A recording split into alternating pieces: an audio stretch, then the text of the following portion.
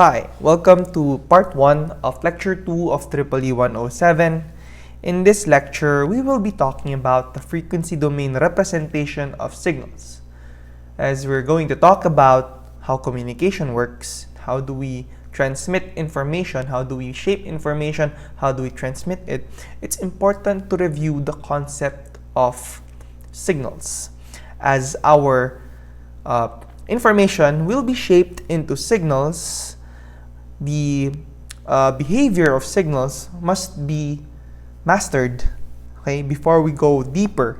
Because from the behavior of signals, using the Fourier series, the Fourier Transform, we can predict the power of the signal, we can predict the frequency spectrum of the signal, and so on and so forth. So this lecture will serve as a review of that. Okay. So just a review of the last lecture. I introduced to you the general case of or generalization of a communication system at which you have an information source. The information source will generate data or generate information which will be shaped by the transmitter through a process called modulation. Okay. And the transmitter will pass that information, that signal, so it will now be a signal, okay, through a channel that will impede transmission, because there would be a noise, there would be distortion, and so on and so forth. And the receiver picks it up. You get a semblance of the signal, okay, not some form of a corrupted version of your transmitted signal, which the receiver will try to decode or demodulate, and that demodulated part will be the recovered message, and that will be interpreted by the destination. Okay, so now let's talk about communication signals. These are signals. Well, we know that signals are time-varying quantities. Could be a voltage, could be current, could be electromagnetic field. If we're talking about human communication system, we're using sound waves as your signals. So the variation of sound, the variation of vibration in the air molecules, that is your communication signal using your human communication system. Now, if we're talking about, let's say, a LAN cable, it uses voltage through a wire to send signals. So the voltage can be varying. So I don't know the specifics though, but can be represented as this. Bit 1 can be represented as 5 volts. Bit 0 can be represented as 0 volts or negative 5 volts. Depends on the design. Okay, so I'm not really familiar with the LAN standard. If we're talking about wireless communication signal, your time-varying quantity will be your electromagnetic field. So if your electric field is varying, so it's a sinusoidal electric field, it induces current, it induces magnetic field rather, right? That's also sinusoidal. And this combination of your electric and magnetic field creates an induced current in an antenna. Okay, so it induces a current in an antenna, which transforms into an electrical signal, which will be received by your phone. Okay, so these signals are abstract, they are time varying, so we can represent them in their frequency components. So it is a linear combination of sinusoidal components of different frequencies, and this is how Fourier viewed the different signals. It can be a voltage signal, it can be a current signal, it can be an electromagnetic signal, it can be a sound wave, and so on and so forth. It's agnostic actually. So any signal can be expressed as a sum or a linear combination of sinusoidal components with different frequencies. Okay? So the analysis of signals and systems become easier using the frequency domain. So the tools would be your Fourier series for what we call periodic signals and Fourier Transform for aperiodic signals. Okay? So your signals are classified in terms of its periodicity into two, if it's periodic or aperiodic. Okay? So periodicity. We can say that the signal is periodic if it has the same shape after some finite time t. After some finite time t, your signal repeats itself. That's it. Basically, the value of the signal at some time t is equal to the value of the signal after some time big T. And the smallest t, smallest such t is what we call the fundamental period. Okay? So any integer multiple of t naught is a period of xp of t. But the smallest is the fundamental period.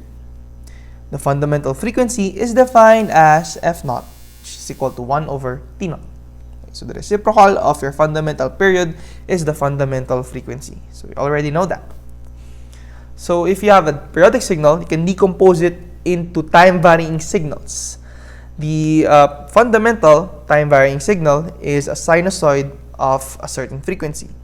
In the case of a periodic signal, the frequency of your the smallest frequency of your sinusoid will be equal to 1 over the fundamental period.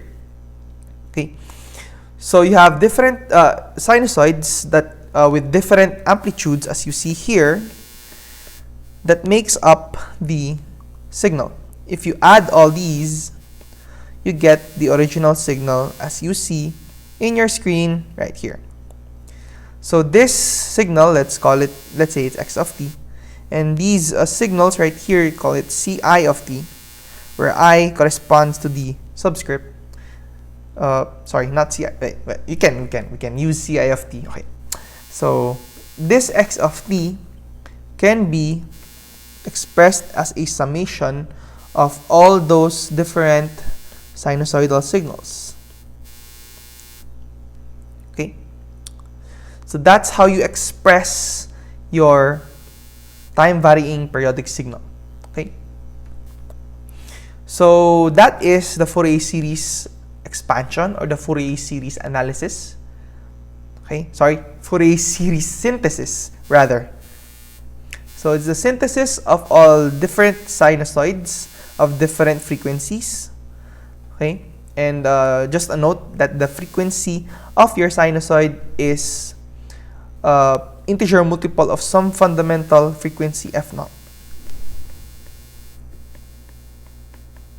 Okay, and this c sub k here represents the complex weight of your sinusoid, and that c sub k is equal to a sub k rather plus j b sub k, where j represents the square root of -1. So this is your periodic signal, which can be decomposed in different signals. So because of that, we can actually represent it as a vector, and so on and so forth, but that's reserved for an advanced analysis of communication systems. Okay, so this is it. So this is the definition of the different parts. There you go. Okay, right. So the synthesis equation looks like this. Okay, so I showed you earlier. If you want to get the specific weight, okay, let's say you want to get c sub 1, you want to solve for c sub 1, you will use the analysis equation. And the analysis equation looks like this. You multiply the conjugate of the sinusoid, okay, to the periodic signal, and you integrate that. So what this does, so let's see how it works, right? It works in this way. Since your xp of t, right here, your xp of t is equal to the sum, we can decompose that into c0 plus c1 e to the j 2 pi, okay, j2 pi f naught t plus c sub 2 e to the j 4 pi f naught t, and so on and so forth. Okay, once you multiply an e to the minus j 2 pi k f naught t, you will get this expression. So this expression inside is equal to C naught e to the minus j 2 pi k f naught t plus C1 e to the j 2 pi f naught 1 minus k t plus C2 e to the j 2 pi f naught 2 minus k t, and so on and so forth, right? If you integrate this in one period, since this is sinusoidal, it will become 0. Integrate this in one period, also 0. Integrate this in one period, also 0. What will be left if all of them are 0? If you multiply it with, let's say, c sub k e to the j 2 pi k f naught t, and you multiply this e to the minus j 2 pi k f naught t, there you go. These exponent terms will become equal to e to the 0, which will become 1. Therefore, your c sub k will be left. And if you integrate c sub k over one period, you'll be, since c sub k is a constant with time, you'll just be left with c sub k times t naught. And you divide that by t naught, you'll get the value of c sub k. And that's how the Fourier analysis equation works. Okay? And with that, you can get the magnitude of the different complex weights at different values of k. You can get the phase also. Okay? So this is your magnitude spectrum, and this is your phase spectrum. Right? Okay. So if the complex form is complicated because it uses, well, complex numbers, we also have the trigonometric form. And the trigonometric form looks like this. Okay? You have the DC component. Okay? And these are your, well, sinusoidal components. Right? So this a sub k can be taken by multiplying the cosine term. This b sub k can be taken by multiplying the sine term to x sub p. Okay?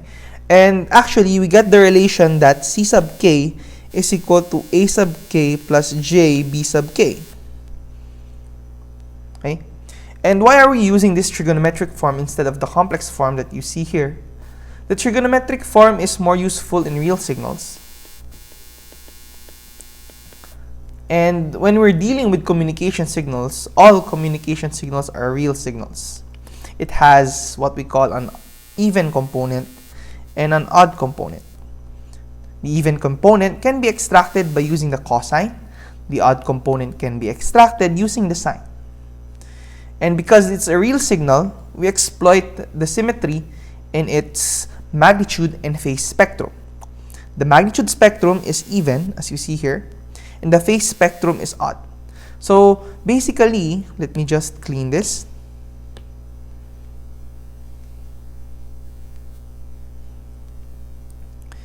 For a real signal, the magnitude spectrum that you see here, oh, became black. The magnitude spectrum that you see here is even symmetric. Oops. The phase spectrum that you see here is odd symmetric. So that's how real signals behave. Okay? There you go. So that's the summary of what I've told you earlier. This a sub 0 is called the DC offset. Blue part is the odd part. Green part is the even part. And of course, all cosine functions are even, all sine functions are odd. So that makes xp of t neither. Generally, alright? If this is 0, then xp of t is even. If this is 0 and this is not 0, then xp of t is odd. And it all depends on how it starts. Depends on your time frame, right? So if this is your signal, it's bound to be even, only cosine terms. If this is your signal, let's draw it in blue.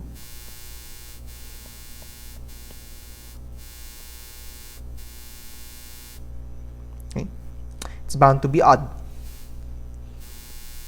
Okay, there you go. So now, what is the use of all these terms? What's the use of these? If we know the coefficients, of our signal, we can use it to compute the power of your periodic signal. And according to Parseval's power theorem, states that for any periodic signal x of t with finite power, we have the average power, basically the integral of the magnitude squared of that signal.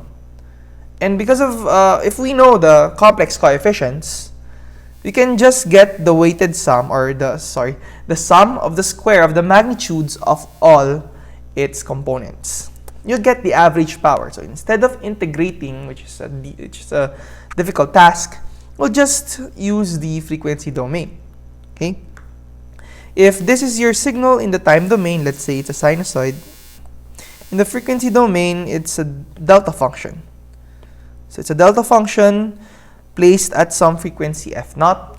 Okay, and since it's a real signal, then it should have something right here, the same magnitude of a Dirac delta function in the negative axis. If you get the sum of the squares of these two, you will get the total power of, or the average power rather, of this sinusoid. And for a sinusoid, that's equal to a squared over 2. And if you decompose that into its Fourier coefficients, well, you'll get a over 2 here and a over 2 here for the magnitude. And if you use Parseval's power theorem, you'd also get a squared over 2 if you add the squares of these two. Okay.